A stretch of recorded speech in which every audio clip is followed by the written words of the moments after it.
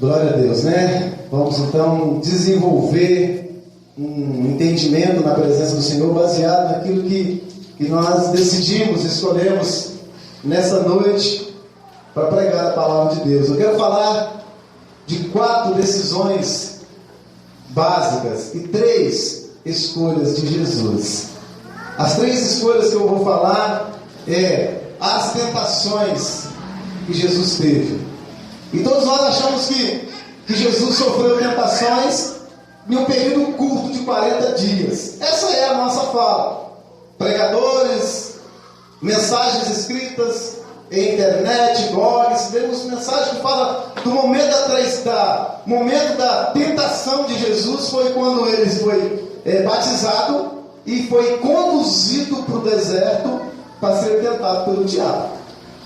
Eu concordo e sei que realmente foi tentado, e durante 3 períodos específicos, Satanás foi bem direto para falar com ele e tentá-lo a desistir do seu rumo de morte, o seu rumo de entrega, o seu rumo de salvação da humanidade. Mas o que eu quero frisar e falar com a igreja hoje não é apenas dessas 3. Inclusive eu quero fazer ligações entre outras 3 que eu classifiquei, dentre tantas que tem na palavra de Deus, que Jesus foi tentado. Jesus foi tentado ao erro desde o princípio. Desde quando ele entendeu por gente que ele foi tentado ao erro, tentado à desobediência, tentado ao pecado, tentado à mentira, ao engano. Jesus foi tentado uma série de coisas. Nós podemos olhar dentro da palavra, dentro da Bíblia, por vários lugares, vários textos que relatam o momento que Jesus teve a oportunidade de pecar, a oportunidade de sair do rumo daquilo que o Pai o direcionou. E eu, olhando para tudo isso, dei uma parada para observar algumas coisas em relação ao ser humano. E quando eu olho algumas coisas ao ser humano diretamente com ele, eu olho para mim. Eu não fico olhando o meu vizinho, eu não fico olhando o meu parente, o meu pai, o meu irmão caçula, o meu irmão mais velho. Eu olho para mim, eu olho as condições que estou e como tenho vivido. E eu, olhando da minha infância para os dias de hoje, eu tive centenas de oportunidades para não errar. E errei em muitas delas.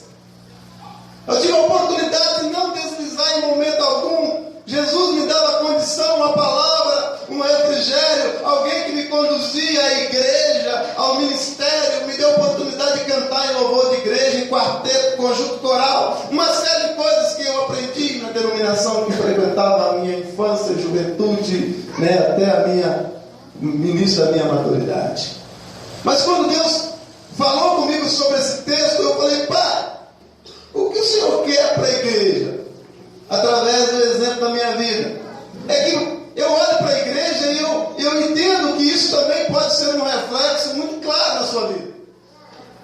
Eu olho para a igreja e entendo que isso pode ser uma referência positiva na atualidade. Que você tem a possibilidade de fugir do erro, mas não consegue.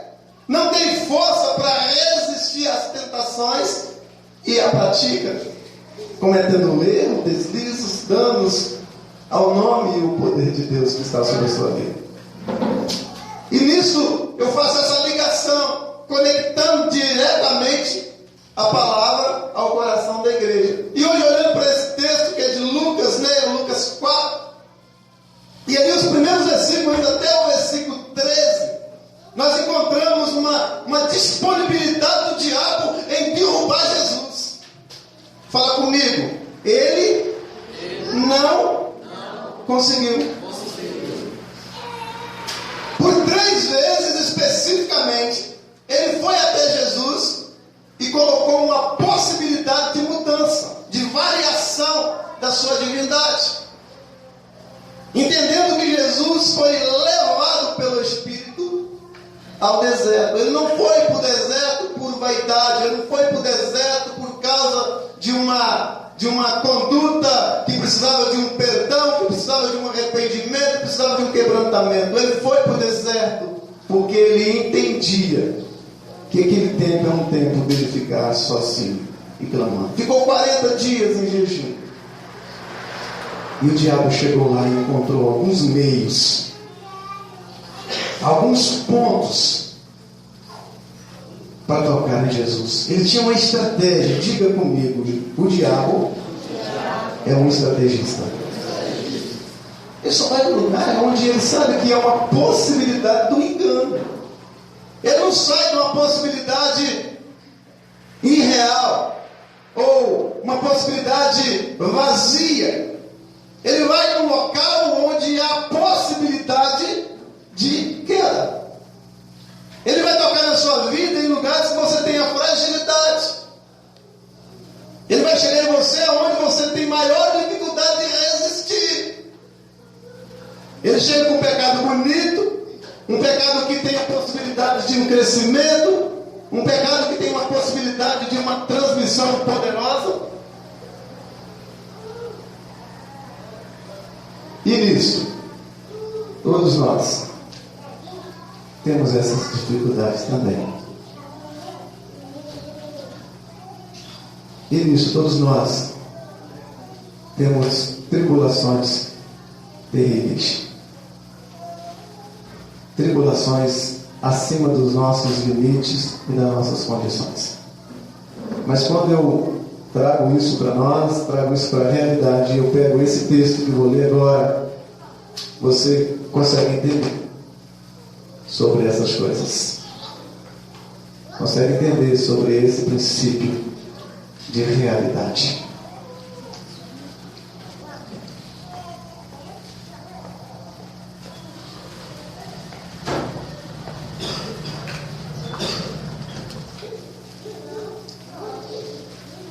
O texto que eu quero ler agora, você pode observar comigo e você vai entender profundamente o que estou querendo dizer. Primeiro passo, e essa pregação me traz, ouvindo Deus falando, ouvindo a palavra de Deus falando, é que Jesus teve a possibilidade de mudança ou variação. Jesus teve a possibilidade de pecar. Jesus teve a possibilidade da sua queda no seu primeiro milagre realizado. Diga comigo, a queda de Jesus poderia ter sido no primeiro milagre, mas ele resistiu. O que aconteceu no primeiro milagre de Jesus? Se você acompanhar comigo, eu te levo a entender no livro de João, e você vai compreender facilmente isso, no capítulo 2, o versículo 3 até o versículo 4. João 2, o versículo 3 e o versículo 4. Diz assim: e faltando o vinho, a mãe de Jesus lhe disse: não tem vinho. Disse-lhe Jesus: mulher, que tem eu contigo? Ainda não é chegada a minha hora. Olha aí a grande possibilidade de Jesus ter tido o seu primeiro momento de pecado.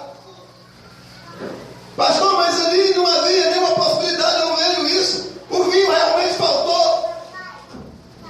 O vinho realmente não tinha. A possibilidade do vinho acabar, ou a que tinha acabado, era grande. A mãe dele estava falando verdade. Bastava ele obedecer ela. Mas o milagre realizado por Jesus naquele momento não dependia do homem, era divino.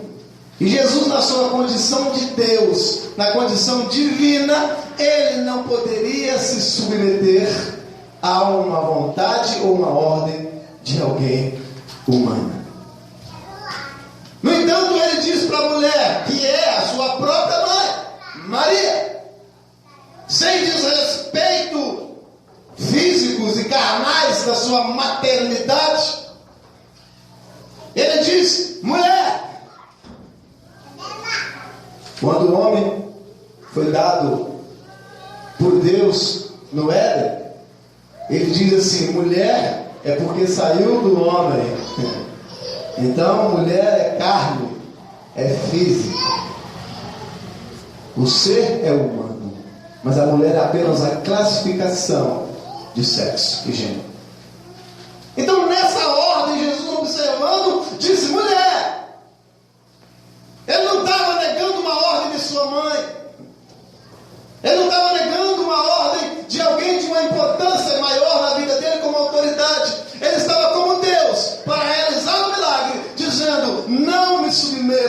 as ordens humanas. Só faço aquilo que é da vontade do meu Pai. Olhando isso no texto que li, que ditei atrás, que é em Lucas 4, até do primeiro versículo até o versículo 13, e eu falei isso para você. Você observa que o primeiro passo que o diabo tenta Jesus está exatamente no passo aonde ele teria que transformar algo em alimento.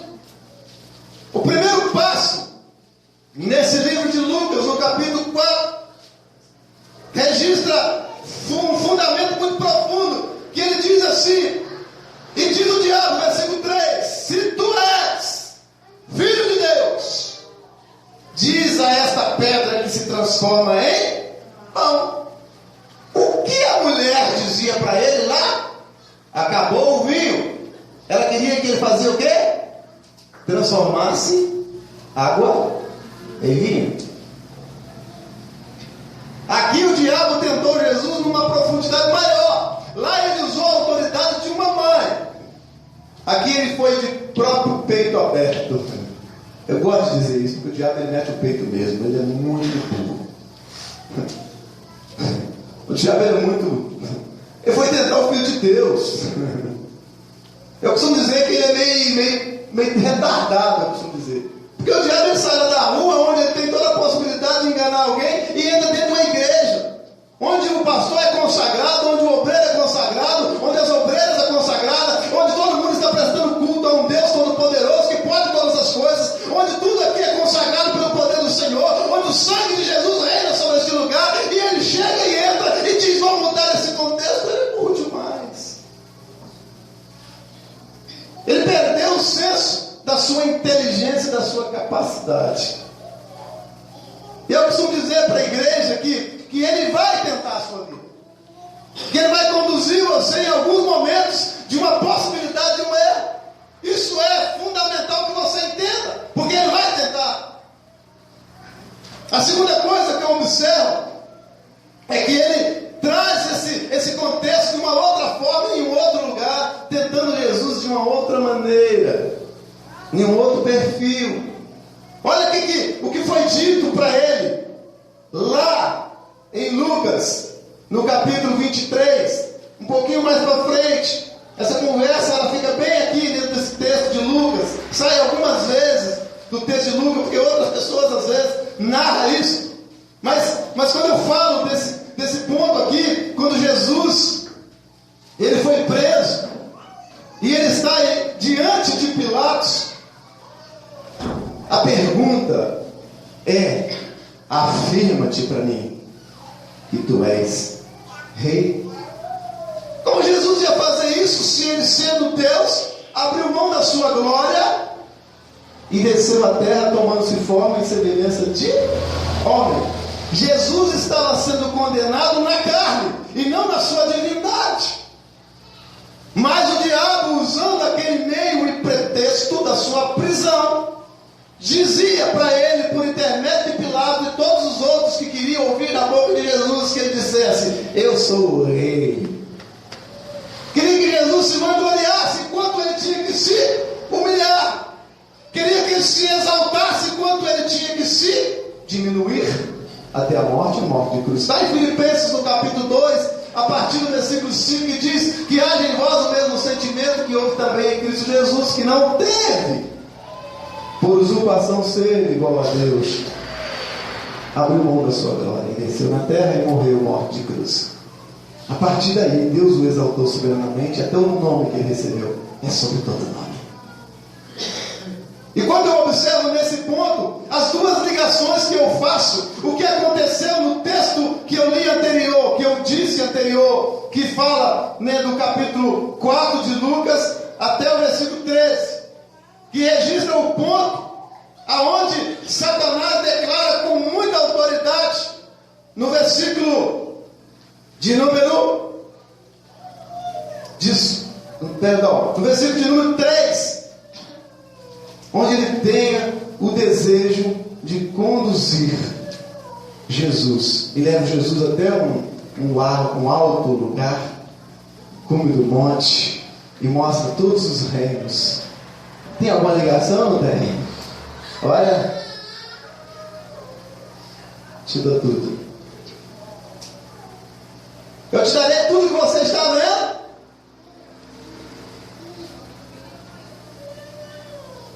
Se prostrados, me adorar. Lá atrás, Pilatos diz assim: tu és o rei dos reis? Olha a pergunta que Pilatos fala para Jesus, doidinho que ele assumisse, bagunçando com a santidade de Cristo Jesus, bagunçando com o entendimento daquele povo que estava ali, perguntou: tu és rei? Versículo de número 3 de Lucas 23 diz assim: e Pilatos perguntou-lhe dizendo: tu és rei dos judeus? E ele respondeu e disse: tu o dizes. É você que tirou essa conclusão. É você que tomou esse princípio de palavra, porque outros estão dizendo. Não sou eu que afirmo, porque a minha função na terra é me humilhar a ponto de chegar à morte, para que outros sejam erguidos por intermédio da minha decisão e escolha de morrer. Quando eu olho esse ponto, eu observo que quando Satanás chega lá no ponto-chave do primeiro texto que li, de Lucas 4, ele traz uma ordem bem parecida com essa. E ele diz assim, no versículo de número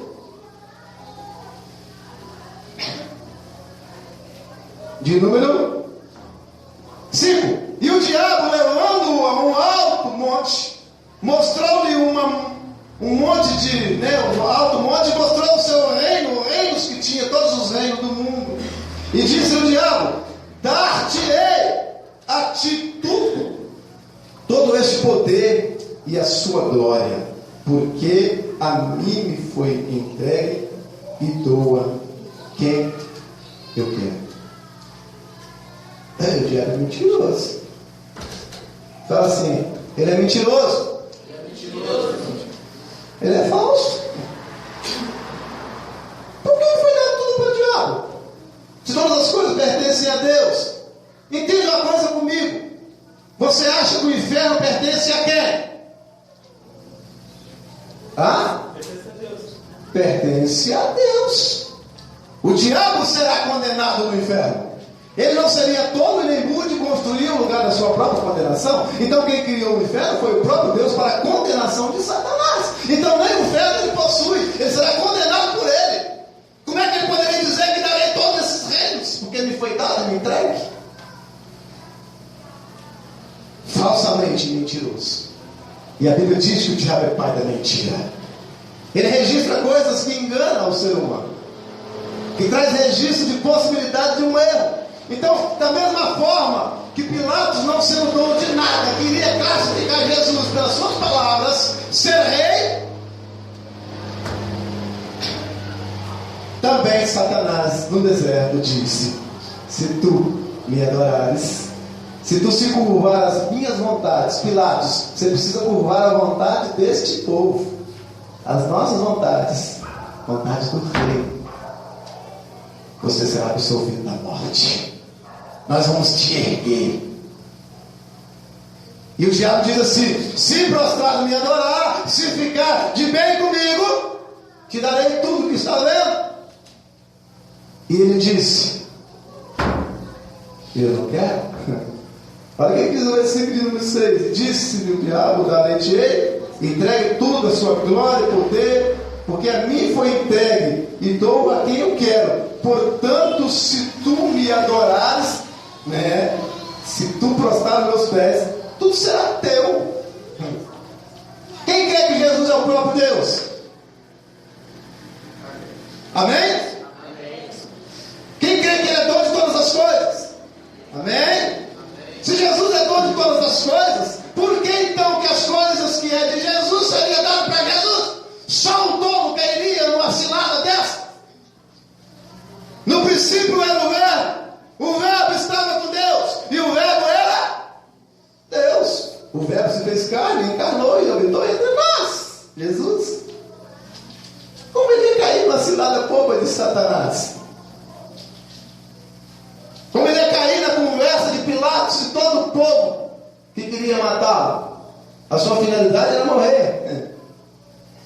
A sua finalidade era morrer. Terceiro ponto que eu observo é que ele teve a condição e o privilégio de negar-se a morrer antes da hora. Sério? Jesus não poderia morrer antes que ele fosse crucificado daquele jeito. No entanto, ele sofreu todos os danos. Sua carne foi dilacerada. Uma lança atravessou ele de um lado para o outro. Foi dado vinagre na sua boca. Pregou-se nas suas mãos os pregos. Aí sim, depois de tudo isso, que ele falou assim: agora tudo está consumado. Não tem mais nada a fazer comigo. A ti entrego o meu espírito. Só que antes havia também, antes da perseguição e prisão, ele teve a possibilidade de desistir da sua morte na cruz. Pastor, isso eu não vi na Bíblia, não. Não? Não viu na Bíblia? Então leia comigo.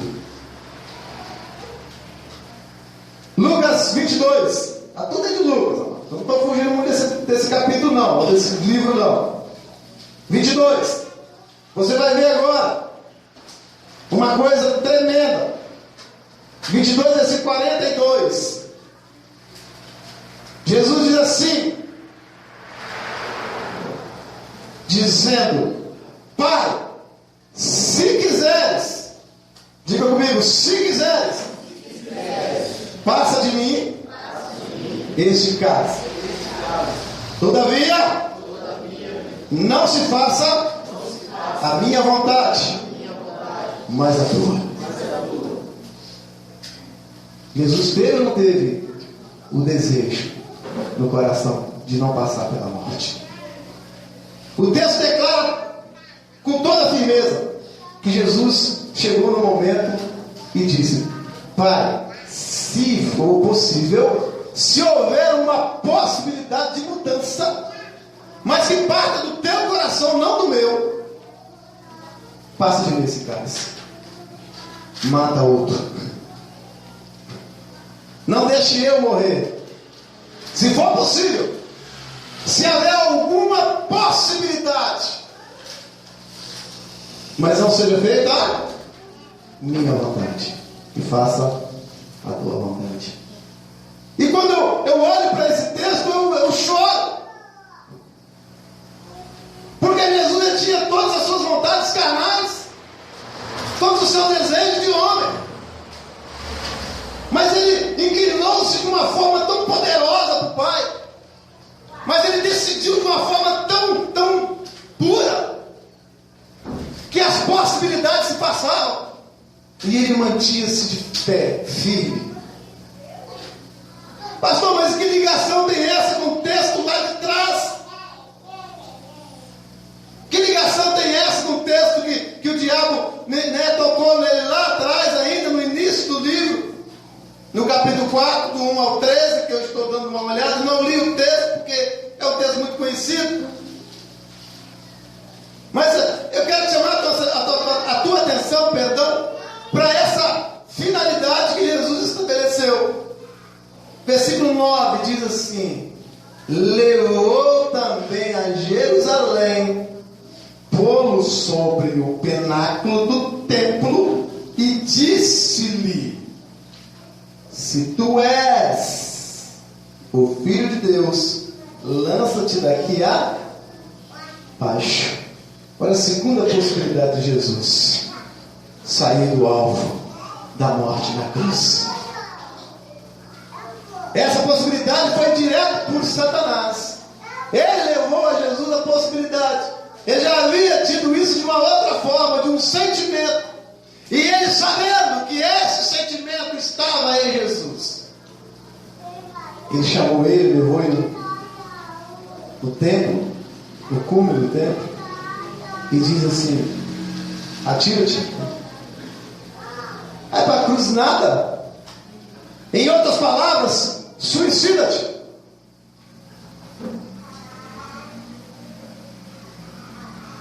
Mas a possibilidade do erro aqui também foi derrubada por Satanás. Diz assim: ele também venceu esta. Não tem jeito, meu irmão. Não tem jeito. Jesus derrubou essa também. Lá atrás tinha um sentimento de não ir à cruz. Aqui ele deu a possibilidade de Jesus não ir à cruz. E ele falou uma verdade. Aos anjos foi dado ordem ao teu respeito. Ou seja, se tu pular, o anjo vai te segurar. Se você pular, tem um exército lá embaixo te protegendo. Não vai morrer, não. Como que o homem morreu no Éden? Não, pastor, ele morreu não, ele só pecou. Mas a palavra de Deus diz no livro de Gênesis, quando a mulher e o homem pecou, disse que se ele comesse da árvore que estava no meio do jardim, certamente morreria. Fisicamente? Não. Espiritualmente. Se Jesus obedece de novo à serpente, se Jesus obedece novamente a Satanás, assim como Eva e Adão teve a possibilidade de não errar e erraram naquela ocasião, Jesus teve a mesma possibilidade. Assim como ele teve a possibilidade de pedir: Pai, eu não quero, e acabou. A obediência para mim não serve. Não é comigo? Vou sofrer demais por causa de uns que não têm valor tanto. Porque a palavra de Deus registra que todos nós, Deus enxerga o ser humano como um trapo de imundície. E Jesus vem como o melhor de Deus, o Filho unigênito, para morrer, para que Deus resgata um monte de trapo de imundície. Ele escolhe a mim, sendo eu pecador, morto, podre, fedendo. Cheira mal. O pecado cheira mal. E Deus trouxe Jesus para poder transformar isso em nós, mudar a nossa possibilidade de vida. E aí, quando chega nesse tempo da tentação, nós achamos que Jesus só foi tentado em 40 dias, enquanto estava em jejum. Jesus foi tentado todos os momentos da sua vida. Jesus sempre foi a possibilidade de uma mudança radical da humanidade. Desde o seu primeiro dia de vida, quando houve o anúncio que em Belém nasceria o rei dos judeus, Herodes já queria matar Jesus. Então, quando os 3 magos passaram por ali, ele perguntou: aonde nasceria o tal do rei dos judeus? Onde havia de nascer um menino chamado rei dos judeus? E aí diz: em Belém da Judéia, como foi dito pelo profeta. Então vão até lá, vocês 3. Quando achar o menino, volta, que eu também quero ir adorar. Conversa fiada de Herodes. Ele queria matar. No entanto, sequência, após o nascimento de Jesus, ele mandou exterminar todas as crianças daquela região. Jesus teve que fugir para o Egito. Ficou lá por 2 anos, eu acho. O texto tem que olhar para ele. Não posso afirmar para você. Mas ele ficou lá por um tempo, na sua infância, porque Herodes ia matar. Então Jesus foi perseguido, foi tentado durante a sua infância, a sua adolescência, a sua juventude, em todos os pontos. Jesus não era aquele homem preguiçoso que você imagina, não, que só começou a trabalhar com 30 anos, não. Jesus teve um ministério de 30 a 33 anos. Jesus era um folgado, ficava para cima e para baixo. Jesus era filho de carpinteiro, homem trabalhador, homem honrado. Não tinha essa sombra de variações. Jesus sempre foi exemplo homem em todas as coisas. No entanto, as suas parábolas eram ditas de forma que o homem precisava trabalhar. Semeador, lenhador, cortador de terra com arado.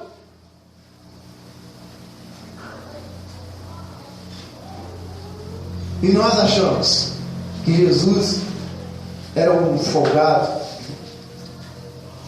que não sofreu nenhum tipo de assédio, nenhum tipo de investida. Sonega, vamos sonegar. Quando ele foi acusado de sonegação, Ele mandou pescar um peixe e tirou a moeda da barriga do peixe e pagou o imposto.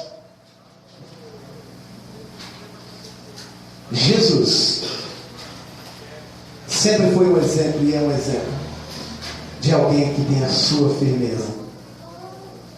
Destrua o que destruir, quebra o que quebrar, derruba o que derrubar. Jesus sempre manteve-se firme. E você é tentado assim. A diferença da tentação de Jesus, da não queda, e da nossa tentação que relata e nos leva à queda, é que nós não aceitamos sermos comandados por um Deus Todo-Poderoso. Jesus, em todos os pontos da sua vida, ele diz: Pai, seja feita a tua vontade. As decisões de Jesus eram tomadas mediante uma autorização de Deus. Tudo ele consultava o Pai. E nós queremos viver? Está tudo bem? Não tem problema nenhum. Eu decido o meu rumo. Eu fiz curso. Eu sou formado em vários cursos, faculdades, sobre, bilíngue. Falo mais de um idioma. Tem uma série de coisas que eu faço, mas nós cometemos erros primários, erros pequeníssimos que poderíamos muito bem passar por cima deles, porque nós não seguimos os passos de Jesus. Quando a possibilidade de errar aparece, eu acho bonita e sorri para ela. Quando a possibilidade de cometer um deslize, de cometer um erro, chega até a mim, eu aceito. Porque vale mais o valor da minha reputação, de eu ser sido bem visto pela sociedade, do que o valor da minha honra, que é ser bem visto pelo coração do Pai, sob o olhar de Deus. Eu vou ficar mais bonito, mais bem posto na sociedade. Conversando com um irmão recém-convertido, estive na casa dele hoje à tarde, início da tarde, conversando com ele, e ele falou uma coisa poderosa para mim, fundamental para essa fala que estou dando para você nesta noite. Ele disse assim: pastor, eu achava que eu, para ter um amigo, eu precisava de estar com um copo de cerveja na mão, perto deles. Eu achava isso. Eu achava que para eu me enturmar, eu achava que para eu ter o respeito, o respaldo de alguém, eu precisava de fazer as mesmas coisas que eles fazem. Jesus convivia em diversos lugares com vários tipos de pessoas, comia e almoçava na casa de pecadores, mas não se corrompia, porque a vida dele era separada para um propósito. E às vezes nós negamos isso, rejeitamos essa possibilidade de mudança de um pensamento de alguém. E eu tive testemunho dessa mesma pessoa essa semana dizendo: pastor, aquele jovem bonitão, está na sua igreja, né? Está lá comigo. Rapaz, o que tem nessa igreja? Falei: não sei, Jesus. Não, rapaz, porque a vida deste homem é outra. Eu não vejo mais uma sombra de erro. Ele está caminhando justamente como a igreja pede. Eu falei: não, quem pede é a Bíblia, porque Deus estabeleceu dessa forma. A igreja não dá ordem, não ingesta ninguém. Você é livre. Você pode pecar, você pode errar, você pode fazer o que você quiser, até ir para o inferno você pode. Eu não vou te mandar, porque a minha intuição na terra é pregar o evangelho para que você seja salvo. Mas se você escolher o inferno, você pode escolher, não tem problema. Você tem livre-arbítrio. Jesus tinha também essa decisão. Ele poderia decidir: não quero morrer por ninguém desses. Me deserda, Pai. Mas ele manteve-se firme. E teve no coração o desejo da possibilidade do erro. Mas teve no coração a iniciativa de obedecer à voz do Pai. Que Deus te abençoe, que Deus te ilumine, te dê uma noite poderosa, cheia de graça, e uma semana cheia de poder de Deus. Em nome do Senhor Jesus. Amém? Vamos ficar de pé? Glória a Deus.